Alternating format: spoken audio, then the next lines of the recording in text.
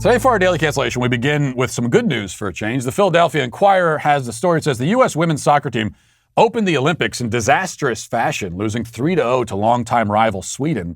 It was the program's worst defeat at a major tournament since 2007, and manager Vlatko Andonovski's first loss since taking the helm in October 2019.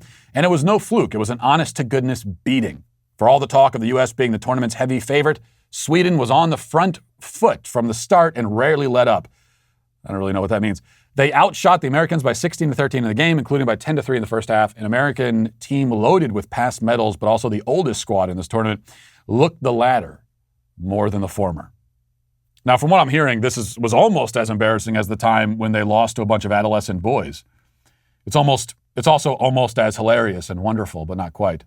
I'm not ashamed to tell you that I am actively rooting against U.S. women's soccer. I want them to lose. I want them to be embarrassed badly on the global stage because they have so thoroughly and intentionally embarrassed us.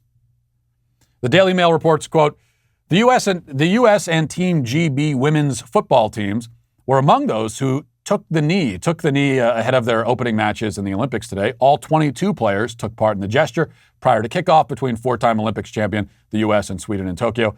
An hour after Team GB and Chile did likewise in Sapporo, the IOC recently relaxed the rules for protests at the Games, softening a long-standing ban on political protests at the global sporting event. Athletes will now be allowed to take a knee before play begins to highlight racial injustice, speak to the media and post online about their views, or wear clothing with a protest slogan at a press conference. So U.S. women's soccer took the knee. As always, none of them can explain why they're kneeling. None of these people have ever been able to offer any cogent explanation as to what exactly they're protesting.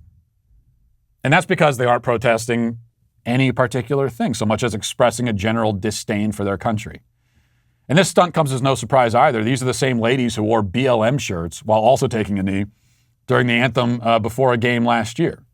Led by political activist Megan Rapinoe, they have consistently put their politics front and center and declined to display patriotism in favor of this sort of woke virtue signaling, all while repeatedly declaring their allegiance with an organization, BLM, that is among the most destructive, evil, and depraved to exist in this country in modern history. These women are not interested in representing the United States.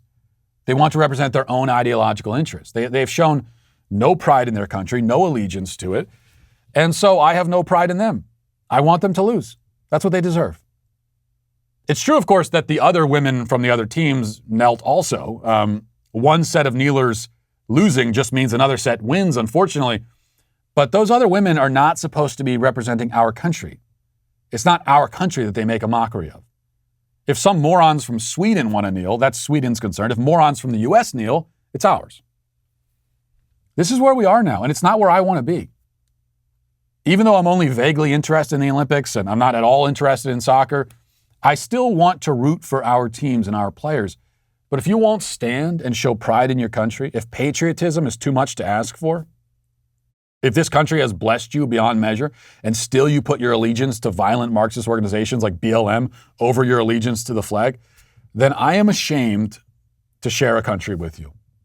And I don't think you deserve to represent us in front of the globe. You know, there's a lot of gaslighting that's gone on with this issue, of course. Those of us who feel this way about it, those of us who are sick to death of the political statements, the kneeling and so on, we're accused of being the ones to politicize sports.